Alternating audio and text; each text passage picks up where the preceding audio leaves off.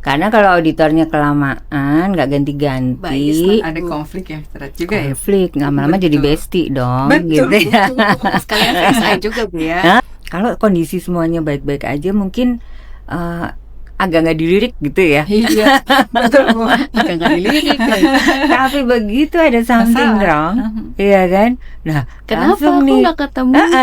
Betul. Baru di traceback nih. Jadi apa nih yang kemarin-kemarin Salahnya sudah di mana? dilakukan? Karena kan biasanya kalau ada Iya. something yang agak-agak gimana gitu kan ditutup-tutupin nih gitu. Padahal kan itu bisa menjadi risk event tuh harusnya dipelajari ya. Jangan sampai jadi risk event di tempat lain. Iya, Bu. Kalau audit mah temuan berulang Bu. Temuan berulang, betul. Jangan sampai ada Ya, temuan iya. berulang.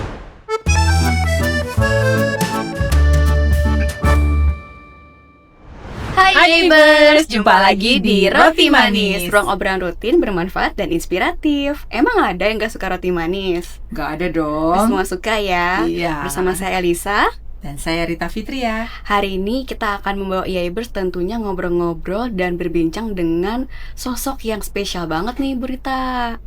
Siapa ya? Oke, aku kasih hints-nya dulu ya. Oke. Beliau adalah Ketua Dewan Audit merangkap anggota Dewan Komisioner OJK periode 2022 sampai 2027. Nah, beliau juga merupakan seseorang yang punya segudang sertifikasi dan juga pengalaman yang tentunya cihuy banget nih. Karena beliau juga bertanggung jawab untuk pengawasan dari fungsi audit intern, manajemen resiko, tata kelola sampai dengan penegakan integritas di lingkungan OJK dan juga tentunya sektor jasa keuangan. Udah tahu belum? Oh, udah dong. Nah, siapa tuh dia? Dan saya tahu nih, Apalagi tuh Bu? beliau sangat inspiratif karena beliau juga punya 2 MBA loh. 2 MBA? Iya, dari luar negeri dua-duanya. Oh. Yang pertama, MBA di bidang International Management dari dari Leiden University Belanda. Wah, iya pasti makin pengen tahu Ya, ya. dan yang kedua, MBA di Logistik dan Leadership di Kenya University, dan beliau adalah salah satu best studentnya. Oh, ya udah deh. Nggak sabar kan? Yuk kita sambut Ibu Sofia Watimena. Halo Bu, apa kabar? Baik sekali. Halo Bu Elisa, Bu Rita, dan halo juga ya Ibers. Nah, tentunya nih Bu Yaibers pasti udah pengen banyak tanya nih Bu, karena kan kita mau membahas tentang budaya kepatuhan dan juga integritas di sektor jasa keuangan. Cocok banget tuh. Iya, ini memang luar biasa ya, sosok ibu yang sangat inspiratif. Makanya kita undang ibu di sini. Dan mungkin untuk pertanyaan pertama nih. Sebentar Bu Rita, kita minta kedipnya dulu dari Bu Sofia. Oke. Bu, minta kedipnya boleh ya Bu? Kedip, aduh. Gimana? Gimana gitu ya? Karena kedip itu adalah kenal lebih dekat orang penting ini. Oh, I Gitu see. ya. Oke. Dan semua Yaibers pengen mengenal lebih dekat sosok Ibu Sofia Watimena yang sangat inspiratif. Betul banget. Nah, Thank you banget. silakan Bu, dilanjut Oke. pertanyaannya. Pertanyaan pertama nih Bu, bagaimana OJK mendefinisikan budaya kepatuhan yang ideal di institusi keuangan? Budaya kepatuhan yang ideal, ini pertanyaannya relevan sekali ya. Apalagi di institusi keuangan ini mungkin sekarang tuh lagi trending topik ya, banyak berita gitu ya. Jadi kalau kita mau fokuskan nih ya, mungkin keywordsnya itu kalau kita bilang kepatuhan ya, kepatuhan tuh jangan dianggap sebagai beban gitu ya. Betul, Bu. Karena banyak pihak itu yang bilang kalau compliance gitu ya, wah ini sih checklist doang nih, gitu kan betul, ya. betul, Bu. Nah itu saya rasa itu pandangan atau persepsi yang sangat salah ya. Jadi sebenarnya kepatuhan itu harus menjadi DNA-nya organisasi. Setuju banget. Iya, Bu. Benar karena kita sekali. mesti tahu nih apa sih manfaatnya kepatuhan gitu ya. Iya. Kalau misalnya teman-teman Yaibers nih juga melihat waktu RGS tahun 2025 ya, RGS itu Risk and Governance Summit-nya OJK ya. Ya, setiap tahun ya Bu. Tiap tahun. Ya. Nah, waktu 2024 tuh kita undang juga salah satu direktur dari industri jasa keuangan ya. Ini benar-benar apa ya, kayak sharing yang benar-benar dari pelaku begitu ya. Nah, beliau sampaikan gini, kepatuhan itu adalah untuk memastikan organisasi kita, korporasi kita itu bisa sustain, bisa berkelanjutan. Iya. Nah, itulah fungsinya ya. Jadi tentunya budayanya itu harus dibangun, harus diinternalisasi, harus menjadi DNA-nya organisasi. Jadi tidak hanya dianggap sebagai checklist yang tadi saya bilang gitu ya. Nah, itulah sebabnya kemudian OJK itu untuk menekankan itu mengeluarkan beberapa POJK ya. Misalnya kalau di perbankan tuh ada POJK 46 ya tahun 2017 itu tentang pelaksanaan fungsi kepatuhan. Nah, tentu saja dalam pelaksanaannya lagi-lagi harus dilihat nih manfaatnya, karena kalau kita bisa menarik lesson learn ya, benang merah dari beberapa insiden, fungsi kepatuhan itu nggak akan dilihat kalau kondisi lagi baik-baik aja. Iya Bu. Iya kan ya. Tapi begitu ada insiden, wah ini baru dilihat nih dulu compliance-nya gimana. Benar kan? Iya. Jadi itulah yang harus kita terus kedepankan. Itu harus tetap diinternalisasi, harus menjadi DNA organisasi. Wah, keren banget Bu.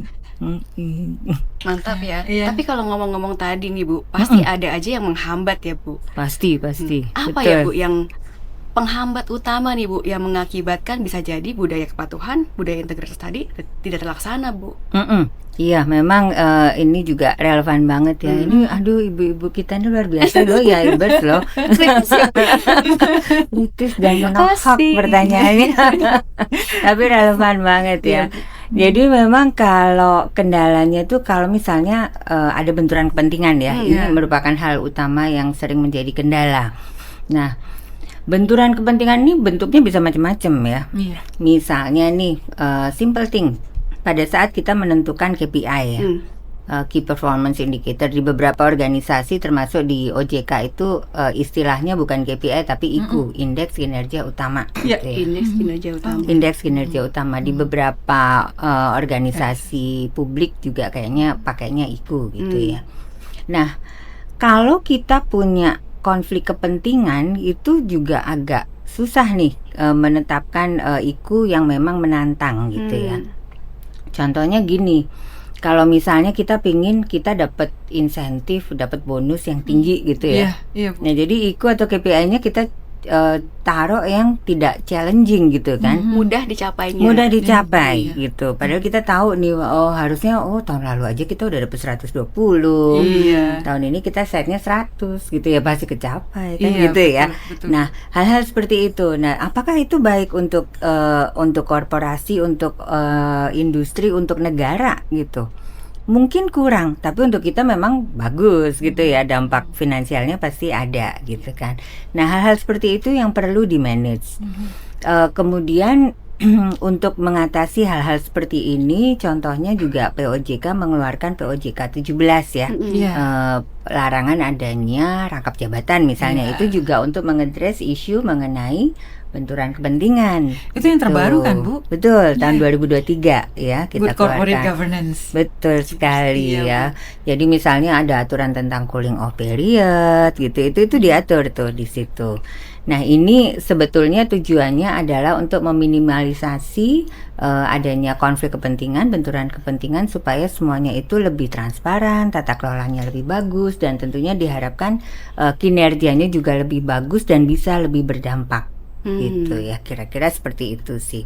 Nah, kemudian juga di profesi penunjangnya ya. Jadi kalau institusi jasa keuangan itu kan pasti diaudit nih untuk memastikan laporan keuangannya ini nggak ada window dressing gitu ya. Nah, kemudian untuk si KAP dan AP-nya itu juga ada aturannya nih, berapa lama dia bisa mengaudit gitu kan.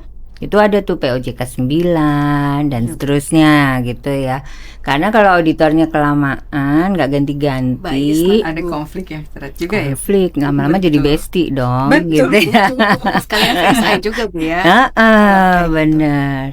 Dan saya tuh menurut saya OJK tuh keren banget dengan menerbitkan peraturan POJK terkait iCover loh Bu. Oke. Dan semua perbankan mau nggak mau tuh harus menerapkan, betul. Harus menerapkan, dan semua perbankan akhirnya melihat lagi kan bisnis proses di mereka, di mana resikonya segala macam gitu. Nah, itu keren banget. Dan balik lagi banyak perbankan yang mungkin di tahap awal meng-hire konsultan khusus untuk menerapkan itu ya. iCover. Itu keren banget sih Bu. Iya betul, karena itu sebetulnya kita mau dorong ya, kalau kita lihat ekosistem itu kan ada layer industri, ada level layer keduanya itu profesi penunjang kayak APKAP tadi.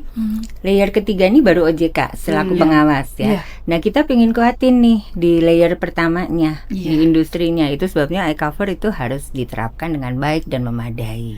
Iya Bu, Begitu. keren Bu.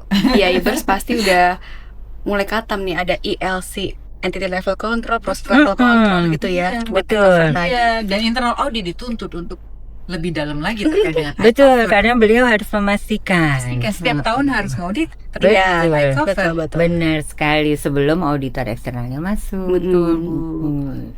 Saya sebenarnya tadi ketika Ibu bilang ada benturan kepentingan, kemudian memang harus juga gimana bisa objektif, itu sebenarnya kayak DNA-nya internal auditor loh Bu. Benar, Kode benar, etiknya benar. bagaimana, Kode etiknya ya, betul. ya. Dan tadi gak boleh rangkap jabatan, di piagam kita ada di audit Betul, sudah di-mention itu ya. Jadi memang rohnya sudah ada di situ. Iya, ada di global Keren internal deh, audit keren. standard yang baru Bu, yang Betul, di GIAS. Iya.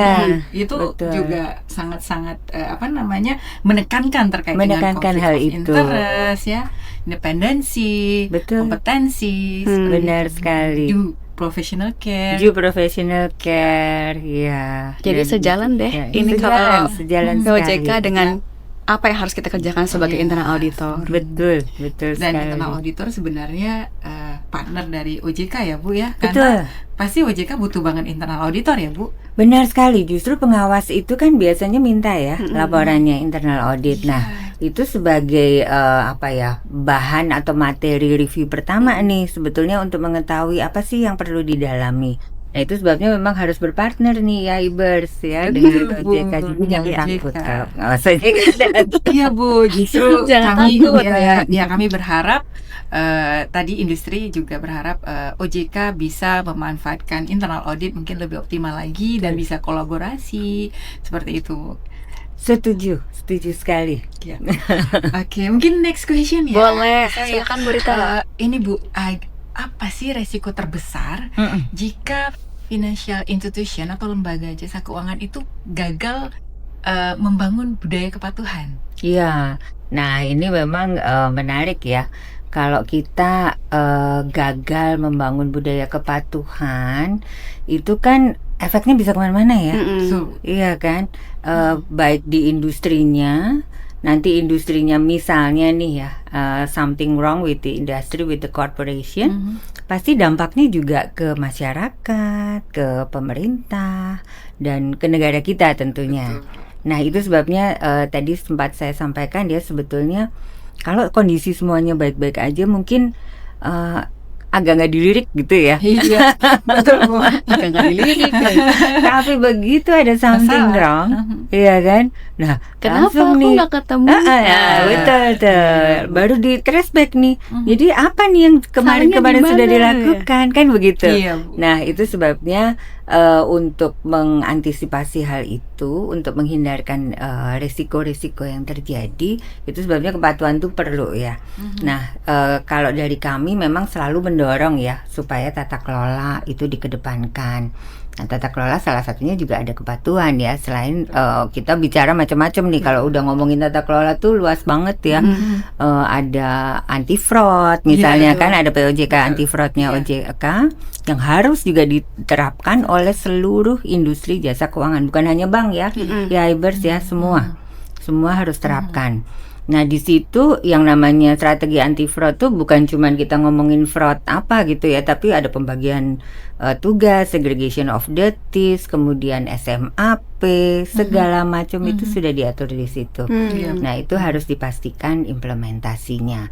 Termasuk juga kita selalu minta nih ada fakta integritas ya. Ya, Nah, semua harus tanda tangan sampai level pimpinan juga. Dan itu di kami di OJK juga begitu, kita terapkan juga gitu ya. Jadi setiap awal tahun itu selalu ada seremoni untuk penandatangan fakta integritas.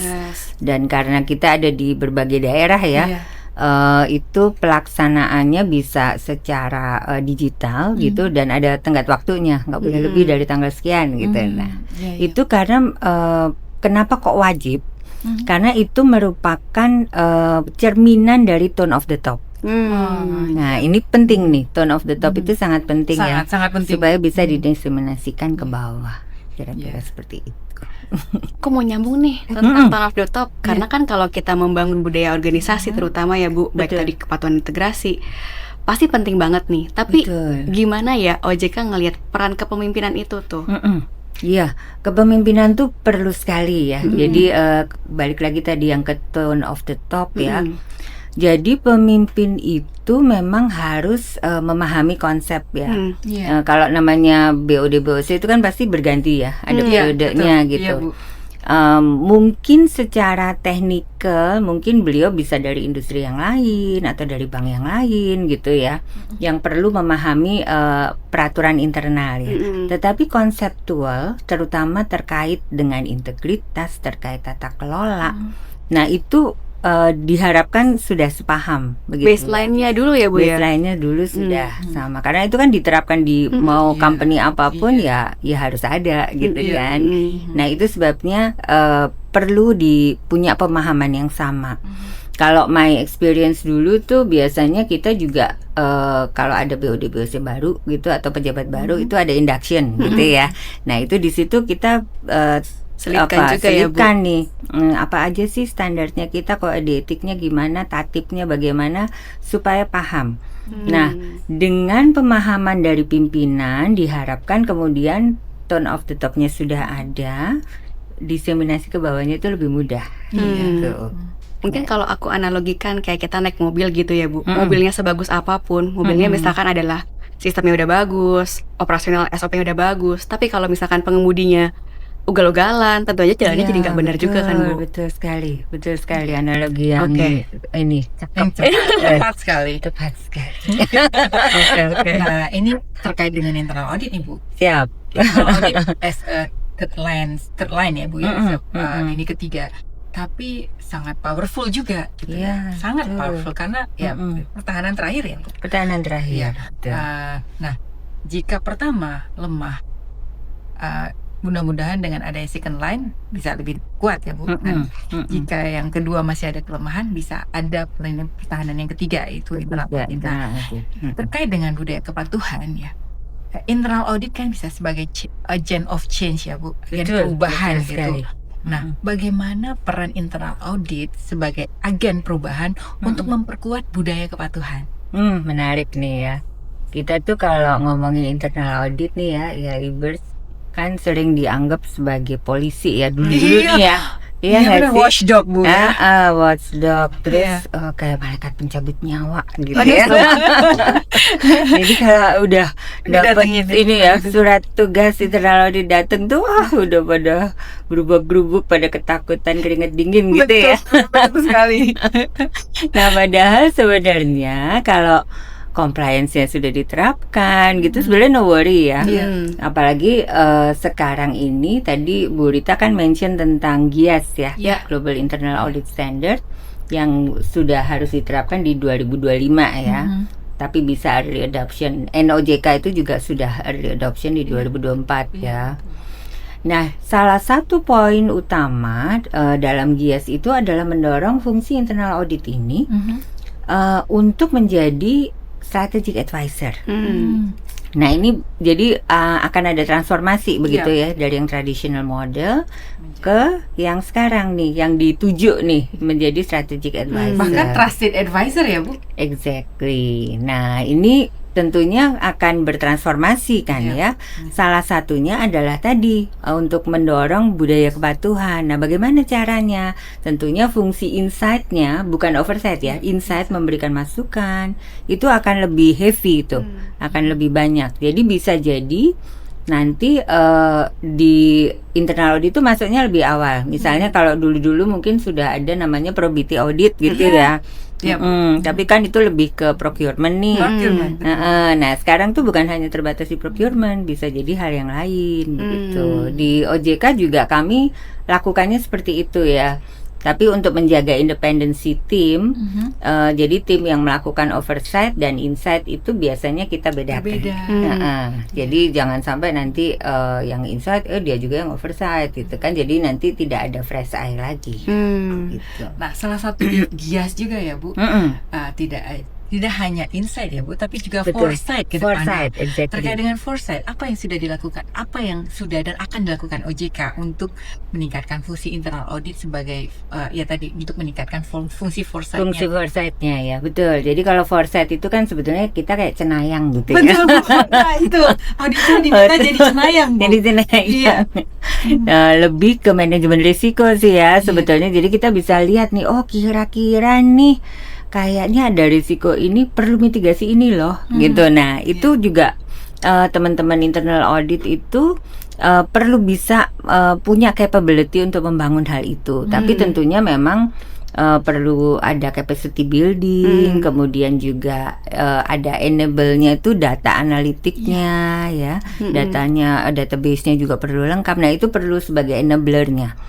Dan lagi-lagi untuk supaya menjaga independensi, kalau di OJK itu kita bagi timnya tuh bisa tim yang berbeda begitu ya, karena kita tetap harus punya fresh eye supaya fungsi oversight-nya itu bisa juga nih melihat nih insight-nya udah bener belum, si foresight-nya udah bener belum gitu ya. Nah, ini yang tetap kita ramu dan harus perlu kita jaga, dan tetap budaya kepatuhan tetap bisa ditumbuhkan. Wah, keren banget ya. Betul. OJK di bawah kepemimpinan Ibu Sofiawati Mana tambah keren ya. Dan Pastinya bisa dong. trusted advisor ya Bu. Ya. Ini Aku pengen nambah sedikit juga nih Bu Rita. Tadi kan kita menjadi trusted advisor itu berarti ada relationship yang baik juga antara auditor dengan manajemen. Nah, di GIAS juga sering banget nih bilang kalau misalkan ada sesuatu, ayo communicate dulu. Betul. Tadi ngomongin resiko yang akan terjadi, banyak banget loh insight dari manajemen yang bisa kita dengarkan, bahkan menjadi salah satu fokus yang nantinya akan internal audit masukkan juga nih sebagai scope ya Bu. Betul sekali, menarik. Nah, ini memang communication is one of the crucial part ya dari GIAS yang ditekankan. Jadi memang walaupun kita ini komunikasi bagus ya, tapi lagi-lagi independensi tetap ya dijaga. Pasti. Nah, fungsi komunikasi yang bagus ini tentunya memungkinkan si auditor ini untuk bisa mendapatkan comprehensive view gitu ya. Jadi nggak partial gitu ya, tapi punya helikopter view, comprehensive view yang luas, dan bisa menerapkan program kerja kita tuh nanti yang mana ya yang kita perlu tackle nih tahun ini. Nah, itu juga yang kita terapkan. Jadi kalau setuju banget. Betul kan, di OJK itu kita kalau mau tentuin mana nih area yang mau masuk nih, kita lihat nih risk base-nya gitu ya, ada scoring-nya gitu. Nah, itu nanti kita bikin nih program kerjanya. Itu communication itu juga part of kan dulu kita namanya three lines of defense ya. Kemudian berubah menjadi three lines model. Nah, three lines model tuh nggak ada yang namanya silo. Nggak ada. Itu adanya koordinasi, kolaborasi, dan communication di sini. Jadi ya diharapkan sekali. First line, second line, sama third line itu saling bekerja sama, support satu sama lain.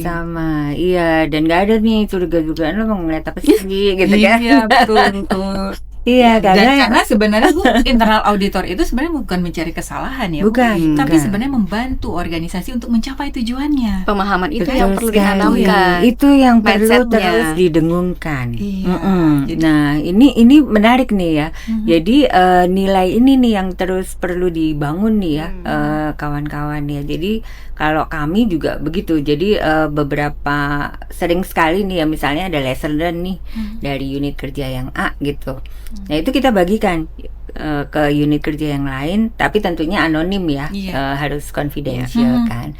Tapi yang penting tuh jangan sampai unit kerja yang lain ini nggak denger nih kan dari sini, karena kan biasanya kalau ada something yang agak-agak gimana gitu kan ditutup-tutupin nih gitu. Padahal kan itu bisa menjadi risk event tuh harusnya dipelajari ya, jangan sampai jadi risk event di tempat lain. Iya, Bu. Kalau audit mah temuan berulang, Bu. Temuan berulang, betul, jangan sampai ada temuan berulang. Kalau temuan berulang berarti apa? Root cause-nya belum ketahuan. Nah, root cause analisisnya itu betul harus sekali, betul, supaya betul. rekomendasinya tepat. Rekomendasinya tepat. Nah, ini juga menarik ya. Jadi pendekatannya auditor kami itu sekarang gini, tematik gitu. Iya. Tematik. Jadi kalau auditi utamanya ada kan ya, satker atau unit kerja bisnis unit tertentu. Tapi kalau misalnya root cause-nya itu adalah di bisnis unit yang lain, nah rekomendasinya bisa ke situ. Gitu. Jadi Lintas divisi ya. lintas divisi. Otherwise kita nggak akan bisa nemu root cause dan recommendation-nya tidak Tidak tepat. Betul. Dan akhirnya temuan berulang ya. Temuan Iya. berulang. Iya. Selain peran internal audit sebagai agent of change, Mm-mm. pastinya juga kan kita bersinergi ya, Bu. Betul. Ketika nanti ada penilaian nih dari OJK, caranya tuh gimana ya, Bu, supaya kita bisa saling align juga, mana tahu ada yang perlu internal audit juga dukung ataupun bisa membantu ya, Bu. Betul. Penilaian dari kepatuhan dan integritas itu sendiri. Iya. Jadi kalau dari siklus pengawasan ya dari OJK itu kan sesuai undang-undang dan peraturan yang berlaku itu memang pengawas OJK pasti akan melakukan auditnya ke industri ya, perbankan ya. Itu setahun sekali. Minimal setahun sekali nih ya, kecuali nanti ada concern tertentu, ada isu tertentu, nah itu bisa dimungkinkan bisa hadir, pengawas tuh hadir lagi gitu ya. Nah tentunya dari sisi auditor internal itu bisa memperkuat juga, ini kan first line-nya industri ya, yang di audit nih khususnya, apakah itu bagian kredit, khususnya biasanya bagian kredit nih ya. Nah ini dari auditor internal itu sebelum pengawas OJK masuk atau bahkan sebelum auditor eksternal masuk, diharapkan sebetulnya auditor internal itu sudah memberikan saran dan masukan nih mengenai apa sih room for improvement-nya dari proses bisnisnya, dari pengendalian internalnya gitu ya. Nah diharapkan dengan masukan-masukan itu pada saat nanti auditor eksternal atau bahkan dari pengawas OJK masuk, semuanya sudah lebih baik gitu. Nah disitulah peran pentingnya masukan dari auditor internal, dari kawan-kawan IAIBers ya. Iya. Memberikan masukan yang bernilai tambah. Jadi ada penilaian juga dengan audit dari OJK itu sebenarnya untuk memastikan juga ya, Bu, Betul. terjadinya kepatuhan dan integrasi itu diterapkan secara keseluruhan, secara konsisten. Dan ada enforcement juga nih dari, kan kalau IAIBers-nya ini layer third line lah ya, third line di industri. Nah peran mereka untuk mengenforce. Bener banget sih. Aku inget banget tuh, Bu, kalau setiap tahun pasti ada audiensi dengan OJK juga nih. Kita ngobrol-ngobrol juga. Risikonya apa sih yang sekarang jadi emerging risk? Nah itu bakalan OJK juga jadi salah satu mungkin bagian dari insight ke OJK juga ya, Bu ya, dalam nanti mengaudit ya, Bu. Betul sekali. Dan IAIBers penting loh. Dan saya juga ingat ya tahun lalu OJK ya sebelum Risk Governance Summit ya, itu mengundang ya, Bu, betul. apa namanya, praktisi juga ya, dari mungkin dari IAIB termasuk yang diundang. Waktu itu saya termasuk yang mewakili IAIB ya, Bu, mintakan apa sih masukan dari industri terkait topik apa sih yang mungkin yang sangat menarik ya, yang mungkin sangat dibutuhkan, yang akan mungkin yang akan dibahas di Risk Governance Summit. Betul. Nah itu tuh keren banget. Jadi mendengar masukan dari industri, sehingga topik yang ditampilkan itu benar-benar datangnya datang dari industri. Itu tuh keren banget sih, Bu. Iya, nah ini setiap tahun memang kita begitu. Jadi sebelum menetapkan topik di RGS-nya ada pra-RGS namanya. Kita biasanya undang dari seluruh asosiasi yang terkait dengan governance untuk mendapatkan input. Oke. Next kapan tuh, Bu, RGS 2026? 2026 direncanakan 14 Juli. 14 Juli. Iya, Bu, betul. Jadi jangan kemana-mana dulu ya, jangan kemana-mana. Kalau liburan boleh deh ikut online. Iya, ada online-nya juga. Jadi yang tahun lalu itu luar biasa, audiensnya sekitar 17.000 ya. Yang di ruangan itu mungkin sekitar 700-an, tapi yang online 17.000, banyak sekali. Diharapkan Oke. tahun ini nggak 14 kalah. Juli 2026 Oke. dicatat buat Iya. ikut RGS 2026. Siap. Iya Bu. Mungkin ada pertanyaan lagi nih Bu. Apa sih tindakan OJK terhadap pelanggaran serius terkait dengan tata kelola dan integritas? Oh iya. Iya, memang OJK ini serius sekali ya terkait hal ini untuk enforcement-nya. Jadi kalau di industri misalnya melakukan pelanggaran itu tentunya pasti akan ada sanksi. Karena itu kita sudah define ya di POJK-nya. Sanksinya bisa dari admin, tapi kalau admin tuh biasanya nggak terlalu serius ya. Yang serius-serius tuh bisa misalnya perintah tertulis itu bisa. Kemudian ada sanksi yang lain dan sampai CIU. CIU itu cabut izin usaha. Biasanya sebelum CIU tuh sudah ada Udah nih fatal banget pembatasan, pembatasan kegiatan berusaha gitu ya. Tapi sebelum itu kan kita udah kasih masukan ya. Nanti rencananya apa sih untuk perbaikannya dari supervisory action. Kemudian nanti ada pembatasan kegiatan usaha misalnya. Kalau juga nggak bisa juga, nah baru CIU itu udah yang terakhir. Nah, untuk PIC pimpinannya pun itu biasanya nanti akan kita lakukan pembatasan untuk menjabat selama beberapa tahun ke depan di industri jasa keuangan.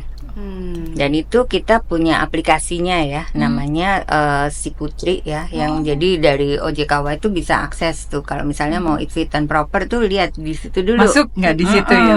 Betul. Nah, akses ke industri itu biasanya kita ada namanya Si Pelaku ya, aplikasinya Si Pelaku. Tapi kalau misalnya industri ingin melihat Si Pelaku ini, itu mesti minta akses dulu gitu. Ya, jadi itu bisa kita, dengan hal ini kita bisa lihat nih siapa sih yang fraudster misalnya gitu yang masuk red flag gitu. Nah, Ditambah kemarin juga ada Satgas Pasti juga ya Bu ya? betul. Satgas Pasti ini OJK bekerja sama dengan kementerian lembaga lain ya. Jadi kolaborasi ini diharapkan juga bisa meminimalisir fraudster itu. No fraud, no corruption, no bribery. Mungkin ada Ibu kan sosok wanita eksekutif yang inspiratif ya menjadi Dewan Komisioner OJK, itu kan luar biasa ya Bu.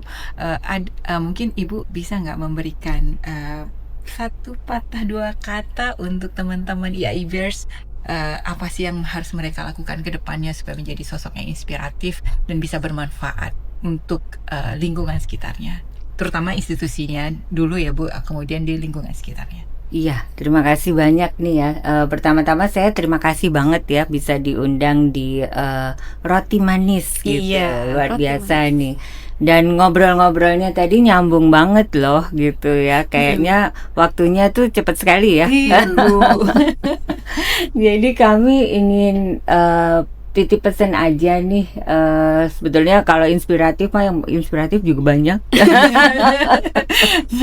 Jadi kita tetap harus perlu mengedepankan bahwa kita ini nggak ada konflik of interest ya dalam semua penugasan yang kita lakukan, dan tentunya harus terus perlu meningkatkan capacity building ya. Jadi jangan lelah belajar.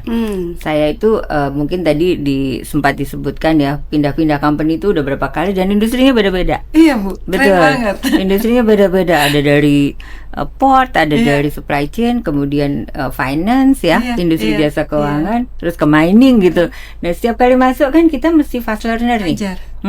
Nah, itu harus kita tuh harus semangat terus untuk belajar ya di usia sampai berapapun. Kemudian yang ketiga tadi bicara masalah komunikasi, tentunya kita harus terus membangun jejaring ya. Bukan hanya sesama internal auditor tapi juga diperluas saja. Itu tentunya akan menambah selain teman, tetapi juga knowledge kita. Dan juga kalau misalnya kita lagi pingin tahu nih, ini ada masalah ini loh, aku pingin tahu apa. Nah, itu mempermudah sekali. Nah, itu yang tetap perlu dikedepankan. Dan tentunya jangan lupa tetap harus hidup sehat. Hidup sehat. Siap. Pesan dari Bu Sofia, jangan sampai lolos nih. Iya. Dan mungkin hidup sehat pertama kali adalah mindset yang sehat dulu. Mindset yang sehat. Betul. Dan mindset yang sehat, makanan yang sehat, dan juga olahraga ya Bu. Olahraga dan juga oral et labora ya. Pasti. Ada lagi ya? Aku mungkin tarik benang merah kali ya Bu Sofia, Bu Rita. Jadi kalau misalkan kita berbicara tentang kepatuhan, integritas, itu bukan cuma regulasinya aja, tapi bagaimana organisasi itu menghidupinya. Kalau tadi mengutip kata-kata Bu Sofia, sebagai DNA dari masing-masing yang ada di organisasi itu ya Bu. Betul. Itu tuh yang paling menurut aku Keren banget. penting banget dan harus kita pahami bersama. Benar. Keren banget. Betul. Jadi Keren DNA organisasi. DNA itu loh. Ya. Oke. Itu benar-benar jadi Kata kunci. Kata kunci, DNA. betul. Ya. Harus di-internalize ya. Oke. Betul. Terima kasih banyak ya Bu Sofia. Terima kasih Ini karena banyak keterbatasan waktu, waktunya. harusnya kita kayaknya bisa seharian ngobrolnya. Iya, nggak bisa habis Bu. Karena balik lagi topiknya juga sangat-sangat Relevan banget dan banget pastinya dan inspiratif. inspiratif Buta. sekali. Iya. banget. Terima kasih banyak. Terima kasih banyak Bu atas waktunya dan kesediaannya untuk hadir di sini. Semoga podcast kita ini bisa bermanfaat untuk seluruh, tidak hanya Yaibers tapi seluruh auditor dan juga teman-teman di institusi keuangan. Pastinya dong. Amin. Nah, Yaibers, saksikan terus ya untuk podcast Roti Manis episode selanjutnya juga, dan akan kita tayangkan di setiap hari Jumat setiap bulannya di minggu kedua. Dan kalau teman-teman nih masih mau ada tanya-tanya lagi ke Bu Sofia, boleh nggak? Boleh banget. Taruh di kolom banget. komen, nanti kita akan kita sampaikan ya Bu ke Siap, Ibu Sofia dengan juga. senang hati. Ada hadiahnya juga Bu Rita buat nanti yang paling oke pertanyaan ataupun komen. Kita akan kasih hadiah nih. Sip. Tunggu sampai minggu ketiga. Oke deh. Like, subscribe, dan juga follow semua sosial media YIB. Oke. Ada juga loh websitenya Bu, dibaca-baca. Banyak informasi yang sangat menarik dan sangat balik lagi bermanfaat untuk Yaibers. Oke, thank you Yaibers, thank you Bu Sofia. Terima kasih Bu. Bye-bye. Thank you Yaibers. Bye bye.